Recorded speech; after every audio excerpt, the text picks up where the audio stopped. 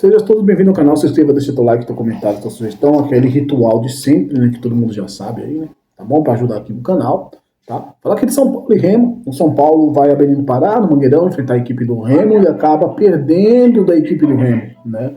Mais um jogo muito abaixo do São Paulo. O São Paulo poderia ter feito um jogo, eu esperava pelo menos um São Paulo mais eficaz nesse jogo, e foi um São Paulo muito abaixo daquilo que é esperado para uma equipe que está lutando lá em cima, buscando ficar próximo dos primeiros colocados, né, e fugir um pouco daquela zona da proximidade da zona de rebaixamento do Z4. Foi um São Paulo muito apático, né, um jogo medonho de São Paulo de novo, como eu costumo falar, que é um jogo medonho, foi medonho de novo hoje. Acho que teve alguns pontos ali no início do jogo ali, falando aqui, eu acho que aos 4 minutos teve um lance, o lance do Lucas Ramon, que ele chuta ali, o Ivan faz uma defesa. Depois tivemos mais outro lance ali, eu acho, aos 16 minutos. Aí, o que eu tenho marcado aqui é mais a saída de bola do São Paulo pra gente falar. Teve uma finalização depois, do São Paulo foi do Ferreirinha, aquele drible finaliza, isso aos 36 minutos. Teve o lance do Arthur aos 20 minutos, foi um lance, acho até interessante, que ele perde o gol, sai em velocidade e acaba perdendo o gol, né? Então, poderia ter feito o gol ali, o Arthur, tá? Eu acho que de bom desse jogo de hoje foi a volta do Marcos Antônio, né? Que entra no lugar do André Silva e tenta fazer um São Paulo mais dinâmico ali no meio. Aí o São Paulo realmente fica com 3 médios ali, 3 atacantes, né? Ferreirinha, Arthur e Carelli. Carelli também hoje muito abaixo, a gente espera um pouco aí do centroavante Carelli, né? Mas acaba que não foi. Não deu. Acho que o ataque do São Paulo ele precisa ser reorganizado pelo Dorival Júnior. O Dorival, nessa parada da Copa, agora vai ter que repensar o que fazer com o ataque do São Paulo, por onde iniciar o trabalho, o que fazer para evoluir esse ataque do São Paulo, tá? Eu acho que a gente tem que dividir o jogo em algumas partes, porque não tem como a gente falar que o São Paulo foi um todo ruim, tá? Eu acho que não tem como eu usar a eficácia, a falta de eficácia do ataque do São Paulo e falar que a defesa também é culpada. Eu acho que a defesa do São Paulo hoje, até então, fez um jogo que também o Remo tentou ali, o São Paulo conseguiu fechar algumas lacunas, tá, defensivamente, ok? Mas ofensivamente o São Paulo não responde, tá? O São Paulo não responde ofensivamente. Precisa de contratar? Precisa contratar. Então precisa ir ao mercado, buscar reforços. As equipes que estão lutando para não cair vão se reforçar. As equipes que estão lá em cima, óbvio que irão se reforçar mais ainda. O São Paulo precisa dar um jeito de achar recurso em algum lugar para assim buscar reforço para esse retorno da Copa do Mundo. Porque se a gente parar para pensar, aqui o São Paulo não está tão distante do G4 e não tão distante da zona de rebaixamento. Nós estamos falando do Brasileirão, né, meus amigos? O Brasileirão não tem jeito. O Brasileirão é assim. Você está lá em cima e olha para baixo, tem alguns pontos, poucos pontos da zona de rebaixamento. Então precisa acordar, precisa ficar atento, né? Eu acho que vale lembrar também, né, aquilo que o Crespo tinha falado, é 45 pontos, que é o foco do São Paulo neste momento aqui, é 45 pontos, para depois sim começar a pensar em algo mais à frente. Pode pensar numa vaga direta para Libertadores? Pode. Hoje seria importante vencer, porque o São Paulo ia parar agora com 45 pontos, ou com 45 pontos, com 28 pontos, né? Bem próximo ali do Fluminense e do Atlético Paranaense, fugindo um pouco da zona do Z4, se afastando um pouco.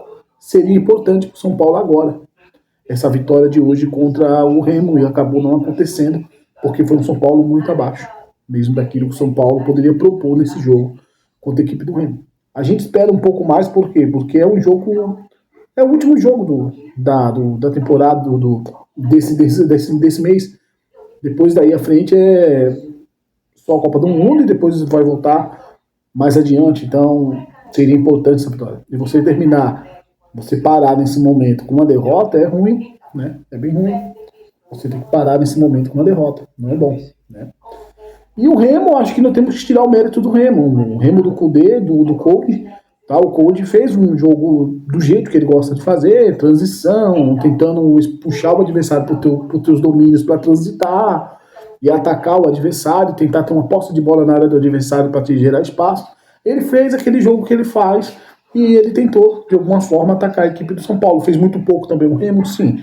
O Remo teve aos 21 minutos um ataque, ali que não deu muito, né? Depois teve um lance ali do Vitor Bueno, que foi uma finalização ali, eu acho que ele acaba errando ali depois, né? Não deu certo.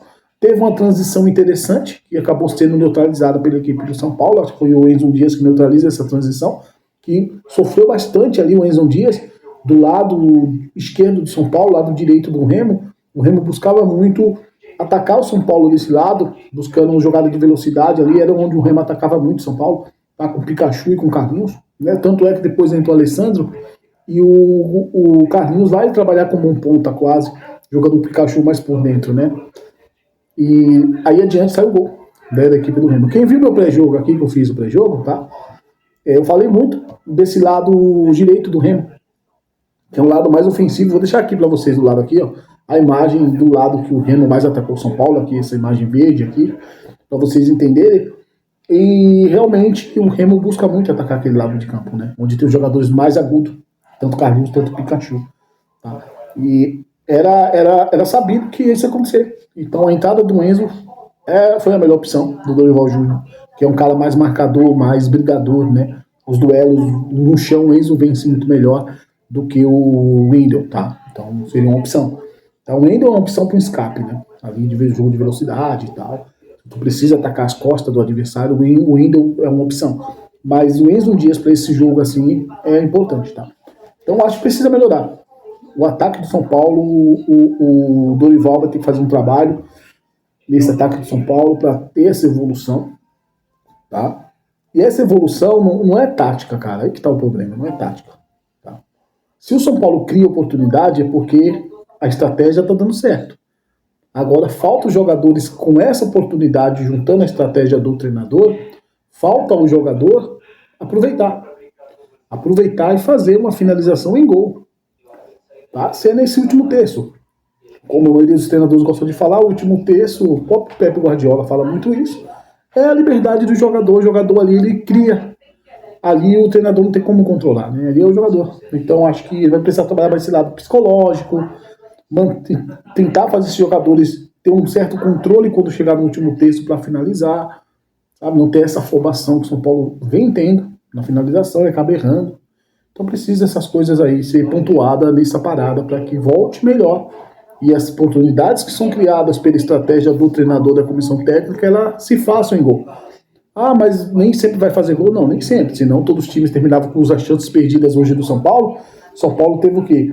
2 grandes chances. Então o São Paulo teria 2-0, né? Seria o São Paulo, né? Uma grande chance do Remo e acabou em gol, né? E teve uma chance do Remo no segundo tempo só. Não, no primeiro tempo. O Remo também teve um único ataque do Remo no primeiro tempo. Foi aquela bola do Patrick na trave ali do Rafael. Né? Foi aos 39 minutos do primeiro tempo, já no final ali do primeiro tempo. No segundo tempo foi um jogo muito mais abaixo do que do segundo tempo. No São Paulo aqui, que eu marquei aqui alguma coisa útil do São Paulo, é a entrada do Marcos Antônio. Uma bola na área ali do Remo. E a bola no Carelli ali, teve uma bola no Carelli, o Carelli leva em velocidade, acaba trombando com o zagueiro e reclama de pênalti. Só. Do Remo, marquei aqui que é um ataque do lado direito, que foi um ataque até interessante, que acabou sendo neutralizado. Um ataque do Pikachu, em velocidade, que depois ele pede falta de próxima área. E no final, o gol. Então não teve muita coisa no segundo tempo também para você olhar e falar, poxa, nossa, muito pouco também, muito pobre também, tá? Muito pobre mesmo, muito pobre mesmo. Dá pra gente fazer uma análise desse jogo amanhã? Vamos tentar olhar alguma coisa aqui desse jogo, falar um pouco do Remo também, do São Paulo, mas o São Paulo fez por merecer esse resultado hoje, tá? Eu acho que o Remo, pela eficácia, o Remo mereceu a vitória, tá? Se você olhar aqui, vou deixar aqui para vocês também a análise, tá? Do finalização do São Paulo, tá? Também vou deixar aqui do lado, vocês dão uma olhadinha na finalização. O São Paulo teve, tá? Nesse jogo contra a equipe do Remo. A escalação também vou deixar aqui para vocês dar uma olhadinha na escalação, tá bom? Que o São Paulo entrou hoje em campo. E se você olhar, o São Paulo tem que olhar para baixo, sim. O São Paulo está 5 pontos. O São Paulo está em 8º lugar, 5 pontos do Vasco. Então, precisa olhar para baixo, sim, e pensar depois. Precisa acordar.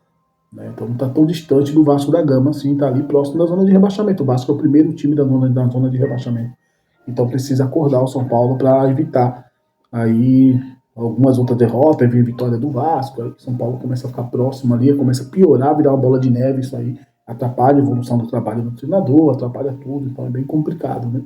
Se você olhar nos domínios de jogo hoje, o São Paulo é o time que tinha mais domínio territorial. Se você olhar, vou deixar aqui também, ó, domínio territorial do São Paulo. Se você olhar, o Remo teve muito mais domínio territorial do que o São Paulo, né? Então já mostra isso também, que mesmo o São Paulo com mais posse de bola do que o Remo, o São Paulo foi muito mais abaixo em domínio territorial. O Remo dominou muito mais, teve muito mais passe na área do São Paulo, muito mais domínio na área do São Paulo, e o São Paulo teve muito menos domínio na área do Grêmio, do Remo, tá? Então, coisas precisam mudar no São Paulo para que o São Paulo volte aí a sonhar, pelo menos, com uma vaga direta na Libertadores, né? Que seria importante para a equipe do São Paulo, tá? Mas se a gente olhar para o outro lado também, não é defendendo o São Paulo, tá?